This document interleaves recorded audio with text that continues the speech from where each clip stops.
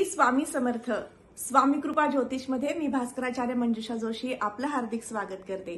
सर्वांना सर्वप्रथम 9 एप्रिल 2024 रोजी येणाऱ्या आपल्या हिंदू धर्म संस्कृतीप्रमाणे प्रथम दिवस नवीन वर्षाचा अर्थात गुढीपाडवा, या गुढीपाडव्याच्या सगळ्यांना मनपूर्वक हार्दिक शुभेच्छा देते. आणि त्याचबरोबर या चैत्र महिन्यात येणाऱ्या सण उत्सवांनी भरलेला हा चैत्र महिना असतो आणि या महिन्यात येणाऱ्या प्रत्येक सणाच्या आपणा सर्वांना कुटुंबियाला मनपूर्वक हार्दिक शुभेच्छा देऊन आज आपण कर्क राशीच्या जातकांना एप्रिल 2024 हा संपूर्ण महिना कसा राहणार आहे याबाबतची माहिती घेऊन आज मी आली आहे. साध्या सोप्या भाषेत तुम्हाला अगदी लगेचच समजेल त्या भाषेमध्ये ज्योतिषशास्त्राच्या आधारावरती आजची ही माहिती आपण घेणार आहोत. चला तर मग माहितीला सुरुवात करूयात. सुरुवातीलाच आपणा सर्वांना विनंतीपूर्वक सांगू इच्छिते की आजचा हा व्हिडिओ अतिशय खास आहे तुमच्यासाठी, तुमच्या कुटुंबातील इतर जे सदस्य आहेत ज्यांची कर्क रास आहे त्यांच्यासाठी. तर नक्कीच हा व्हिडिओ सुरुवातीपासून शेवटपर्यंत श्रवण करावा. व्हिडिओ जर आवडला तर नक्कीच व्हिडिओला लाईक करा. जास्तीत जास्त मित्रमंडळी, नातेवाईक यांच्यापर्यंत हा व्हिडिओ पोहोचवण्यास अजिबात विसरू नका. तुमची कर्क रास आहे. व्यक्तिमत्वाच्या दृष्टीने हा महिना काय म्हणतो? लग्न स्थानामध्ये राहू देवांची पंचम दृष्टी आहे. लग्नेश चंद्रदेव जे दर 2.25 दिवसांनी परिवर्तन करतात.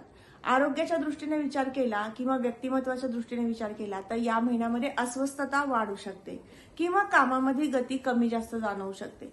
म्हणूनच या महिन्यामध्ये विशेष उपासनेकडे लक्ष द्यायचं आहे की ज्यामुळे तुमचं कार्य एकसंगतेने होईल आणि व्यक्तिमत्व तुमचं उंचावण्यासाठी मदत होईल. याबरोबरच आहारावरती सुद्धा नियंत्रण ठेवायचं आहे.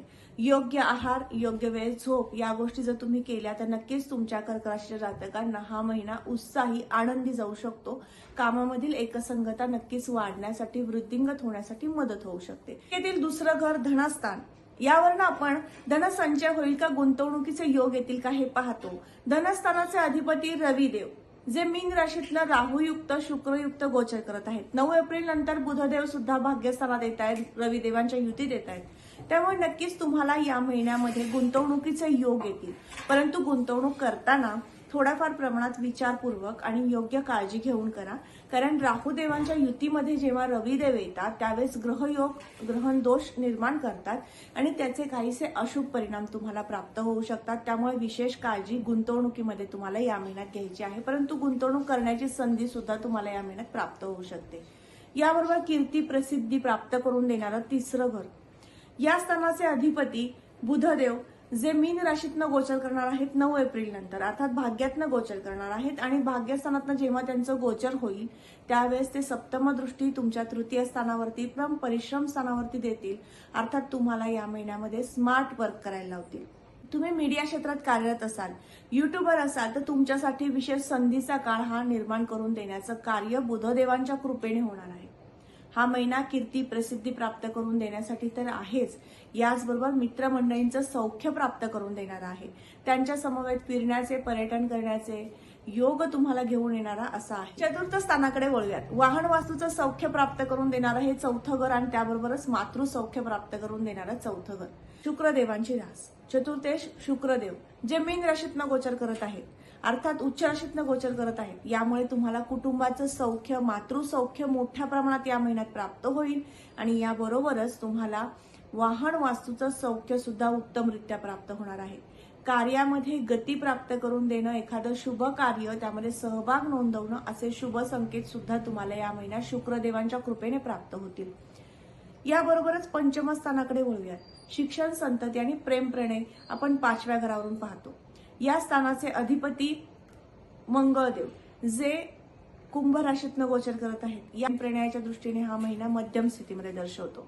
या महिन्यात एखाद्या जुन्या विषयावरनं वाद होणं किंवा जुन्या विषयाकडे घेऊन जाणारा सातत्याने शब्द उच्चार तुमच्याकडनं झाल्यामुळे एखादा अपशब्द त्यांच्यापर्यंत गेला आणि मनाला दुखावला गेला, अशा पद्धतीने रिलेशन खराब करण्याचा कालावधी सुद्धा 14 एप्रिल नंतर प्राप्त होत आहे. विशेष काळजी 14 एप्रिल पर्यंत घेण्याची गरज नाही, परंतु 14 एप्रिल नंतर 24 एप्रिल पर्यंतचा कालावधी थोडासा अशुभ म्हणता येईल.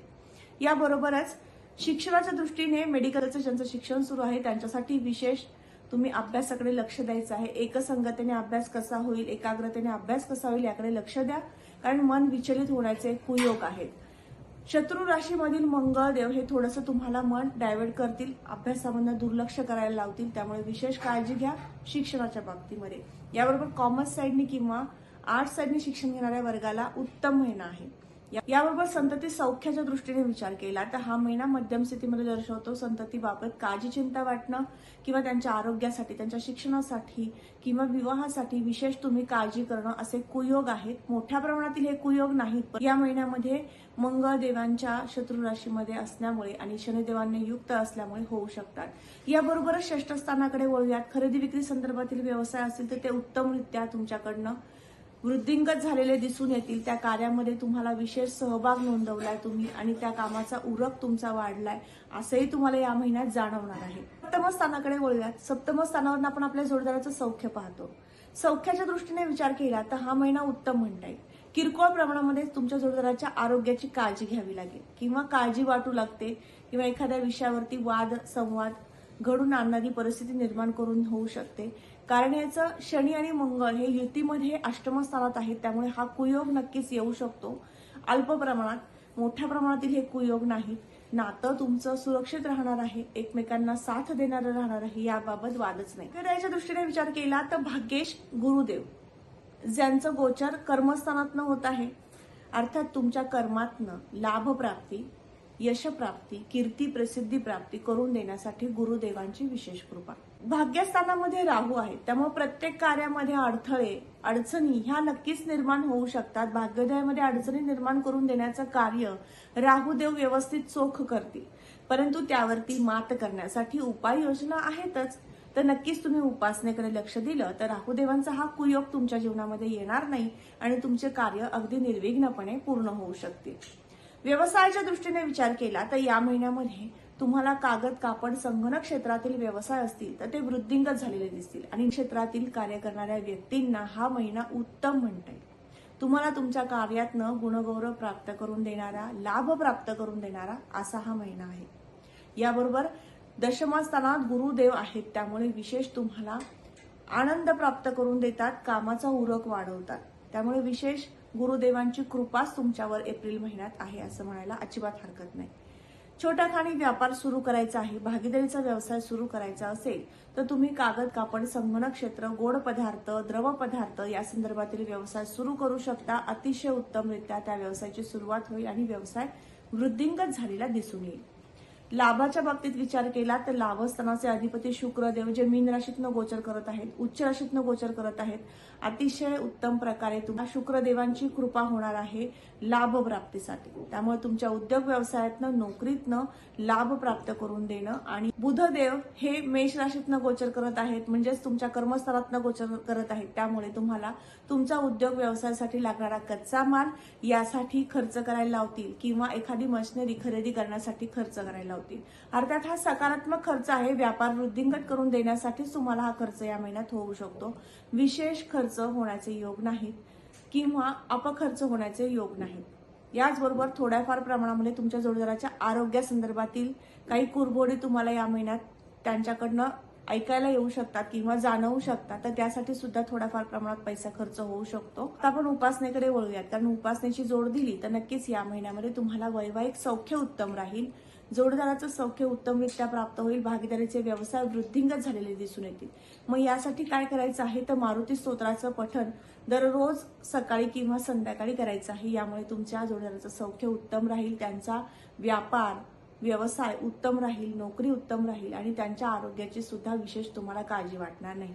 याबरोबर शिक्षणामध्ये सुद्धा यश प्राप्त होण्यासाठी गम गणपते नमः हा जप करा किंवा गणपती स्तोत्राचं पठण करा, नक्कीच तुमचं शिक्षण उत्तमरित्या सुरू राहील। याबरोबरच तुम्हाला आर्थिक लाभ प्राप्तीचा आणि याचबरोबर गुंतवणुकीचा सुद्धा हा महिना आहे। त्यामुळे विशेष शुक्रदेवांचा सुद्धा बीज मंत्र करायचा आहे, रीम शुक्राय नमः हा जप रोज 27 वेळा करायचा आहे। तर आज आपण कर्क राशीच्या जातकांना एप्रिल 2024 हा महिना कसा राहणार आहे याबाबतची माहिती घेतली। जे वधूवर विवाह योग्य आहे, ज्यांना विवाह करायचा आहे, तर यासाठी तुम्हाला तुमच्या जन्मलग्न पत्रिकेप्रमाणे जर माहिती घेतली तर विशेष लाभदायक माहिती तुम्हाला प्राप्त होऊ शकते। जर तुमच्या राशी पत्रिकेप्रमाणे विवाहासाठी तुम्हाला हा महिना मध्यम स्थिती दर्शवतो। तर आज आपण कर्क राशीच्या जातकांना एप्रिल 2024 हा संपूर्ण महिना कसा राहणार आहे याबाबतची माहिती घेतली। त्याचा हा महत्त्वपूर्ण व्हिडिओ तुम्हाला कसा वाटला नक्की कमेंट करून सांगा। कमेंटमध्ये श्री स्वामी समर्थ लिहिण्यास अजिबात विसरू नका। तुम्ही आपल्या चॅनलवर नवीन असाल तर नक्की चॅनलला सबस्क्राईब करा, बेल आयकॉनला क्लिक करा. पुन्हा भेटूयात अशाच महत्त्वपूर्ण माहिती सोबत. तोपर्यंत आपली रजा घेते. श्री स्वामी समर्थ. जय जय स्वामी समर्थ. रामकृष्ण हरी.